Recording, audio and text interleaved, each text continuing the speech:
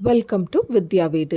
இன்றைக்கி இந்த வீடியோவில் லாஸ்ட் சனிக்கிழமை, அதாவது புரட்டாசி 2வது சனிக்கிழமை வித்யா வீட்டில் என்ன சமையல், நான் எங்கே போனேன் அப்படின்றது தான் இந்த வீடியோவில் நீங்கள் பார்க்க போகிறீங்க. காலையில் கோலம் போட்டுட்டு உள்ளே வரும்போது இந்த ராக்கெட் போகிறத பார்த்ததும் எனக்கு அவ்வளோ சந்தோஷம். சைல்ட்ஹுட் மெமரிஸ் எல்லாம் வந்தது. ஸோ அதை உங்ககிட்டயும் ஷேர் பண்ணிக்கலான்னு தான் காட்டினேன். அடுத்ததாக இந்த ஆர்டிஃபிஷியல் பிளான்ட்ஸை மீஷோவிலேருந்து ஆர்டர் பண்ணி வாங்கியிருந்தேன். இது வந்து set of 8 plants at just 110 rupee with free ஷிப்பிங்கில் வாங்கியிருக்கேன். இதுக்கான பர்ச்சேஸ் லிங்க்கை நான் டிஸ்கிரிப்ஷனில் கொடுத்துட்றேன், தேவைப்படுறவங்க யூஸ் பண்ணிக்கோங்க. அடுத்ததாக சமையல் வேலையை ஆரம்பிச்சிடலாம். இன்றைக்கி புரட்டாசி சனிக்கிழமைன்றனால மொண்டிப்பாளையம் பெருமாள் கோயிலுக்கு போகலான்னு முடிவு பண்ணியிருக்கேன். ஸோ அதனால் இன்றைக்கி லன்ச் எதுவும் ரெடி பண்ணல. ஆனால் பையனுக்கு மட்டும் லன்ச் ரெடி பண்ணி கொடுக்கணும். அதுக்காக அவல் தான் இன்றைக்கி தாளிக்க போகிறேன். நேற்று ஈவினிங் பஜ்ஜி போண்டா போட்ட கடாவே இருந்தது. அதில் தேவையான அளவு எண்ணெயை மட்டும் நிறுத்தி வச்சிட்டேன். அடுத்ததாக இன்றைக்கி தேவையான அளவு அவல் எடுத்திருக்கேன். அதை சும்மா தண்ணி விட்டு ஒரு அலசி கழுவி எடுத்துக்கலாம். தண்ணியெல்லாம் கம்ப்ளீட்டாக வடித்து எடுத்து வச்சிடலாம். இந்த மாதிரி சுத்தமாக தண்ணி இல்லாமல் கழுவி மட்டும் எடுத்திருக்கேன். இதுலேயே பாதி அளவுக்கு அவல் வந்து ஊறிடும். இப்போ இன்றைக்கி காலையில் தேவையான தோசையை சுட்டுக்கிறேன். இன்றைக்கி அடை தோசை தான் சுட்டுட்ருக்கேன். அடுத்ததாக இந்த பக்கம் எண்ணெய் நல்லா சூடானதும் கொஞ்சமாக கடுகு சேர்த்தி, கடுகு பொரிஞ்சு வந்ததும் கடலைப்பருப்பு உளுந்தம்பருப்பு சேர்த்தி கலந்து விட்டுட்டு கொஞ்சமாக நிலக்கடலை அதையும் சேர்த்தி வறுத்து விட்டுக்கலாம்.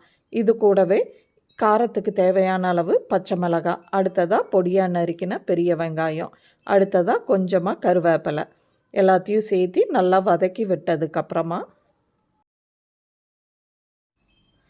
இந்த டிஷ்ஷுக்கு தேவையான அளவு மஞ்சத்தூள், உப்பு கூடவே கொஞ்சமாக பெருங்காயத்தூளையும் சேர்த்தி எல்லாத்தையும் நல்லா கலந்து விட்டுக்கலாம்.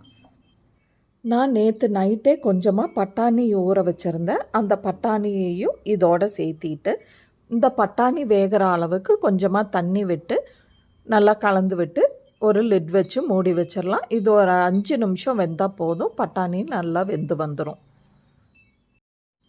பை தி டைம் இந்த பக்கம் நம்மளுக்கு காலையில் பிரேக்ஃபாஸ்ட்டுக்கு தேவையான தோசை ரெடி ஆகிடுச்சு. நேற்று நைட்டே நான் மசால் வச்சுருந்தேன். அந்த மசாலே தான் இன்றைக்கி காலையிலையும் யூஸ் பண்ணிக்கிட்டேன்.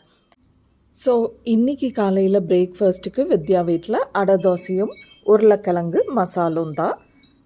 பை தி டைம் நம்மளுக்கு இந்த பக்கம் பட்டாணி நல்லா வெந்து வந்துருச்சு. பட்டாணி வேகறக்கான தண்ணி ஊற்றணும் இல்லைங்களா, அதில் கொஞ்சமாக தண்ணி இருக்குது பாருங்கள். அந்த தண்ணியிலேயே இந்த கழுவி வச்ச அவலையும் சேர்த்திடலாம்.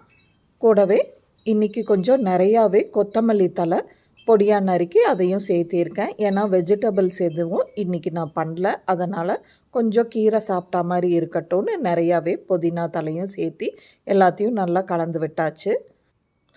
பட்டாணி வெந்த தண்ணி மீதி இருந்தது இல்லைங்களா, அதுவே இந்த அவல் ஊறுறதுக்கு கரெக்டாக இருக்கும். சுடு தண்ணியில் அவலை போடும்போது நல்லா சாஃப்டாகவும் அவல் இருக்கும். இதே மெத்தடில் நீங்களும் உங்கள் வீட்டில் அவலை ட்ரை பண்ணி பார்த்துட்டு எப்படி இருந்ததுன்னு எனக்கு கமெண்ட் செஷனில் தெரியப்படுத்துங்க. ஸோ இன்றைக்கி என் பையனுக்கான லஞ்சையும் ஸ்நாக்கையும் நான் பேக் பண்ணியாச்சு. வீட்டு வேலைகள் எல்லாத்தையும் முடிச்சுட்டு அடுத்ததாக நாங்கள் மொண்டிப்பாளையம் கோயிலுக்கு தான் போயிருந்தோம். இங்கே வந்து சாமி தரிசனமும் முடித்தாச்சு. முடிச்சுட்டு வெளியில் வரும்போது இந்த மாதிரி ஆடல் பாடல் நிகழ்ச்சி ஏற்பாடு பண்ணியிருந்தாங்க. அதையும் கொஞ்சம் நேரம் பார்த்துட்டு அடுத்ததாக அம்மா வீட்டு சைடில் இந்த ஒரு வழக்கம் இருக்குங்க. அரிசி, பருப்பு, ஒத்தப்படையில் நாட்டு காய்கறிகள் இந்த மாதிரி வாங்கிட்டு போய் அங்கே ஒரு 7 இலை போட்டு அதில் படையல் போட்டு சாமி கும்பிட்டதுக்கப்புறம் அதிலிருந்து கொஞ்சமாக நம்மளுக்கு எடுத்து கொடுப்பாங்க. அதை கொண்டு வந்து வீட்டில் சமைச்சு சாப்பிட்ணும். அதை தான் இப்போ செஞ்சிட்ருக்காங்க. கோயிலிருந்து திரும்ப வர்றதுக்கு மதியத்துக்கு மேலே ஆயிடுச்சு. வீட்டுக்கு வந்ததுக்கப்புறம் கொஞ்சம் நேரம் ரெஸ்ட் எடுத்துட்டு அடுத்ததாக அம்மா வந்து கொஞ்சம் நிறையாவே முருங்கைக்கீரை கொண்டு வந்து கொடுத்துருந்தாங்க. அதையெல்லாம் அலசி எடுத்து வச்சுருக்கேன். இதை வந்து முருங்கைக்கீரை பவுடர் பண்ணி வச்சுட்டா அப்பப்போ ரைஸ் தாளிக்கிறதுக்கு, சூப் வைக்கிறதுக்கு இதுக்கெல்லாம் நல்லா இருக்கும். முருங்கைக்கீரையை நல்லா அலசி எடுத்து தண்ணியெல்லாம் வடித்ததுக்கப்புறம் ஒரு துணியை பரப்பி விட்டு அது மேலே கீரையை நல்லா ஸ்ப்ரெட் பண்ணி வச்சுருக்கேன். இது ஒரு நாள் நைட்டெல்லாம் ஃபேன் காற்றுல இருக்கட்டும். அப்போ தான் அதில் இருக்கிற ஈரத்தன்மையெல்லாம் ட்ரை ஆகும். அடுத்ததாக இதை எப்படி நான் ப்ராசஸ் பண்ணுறேன்றது அடுத்த வீடியோவில் பார்க்கலாம். இந்த வீடியோ உங்களுக்கு பிடிச்சிருந்ததுன்னா do not forget to subscribe, like and share this video with your friends and relatives. Bye.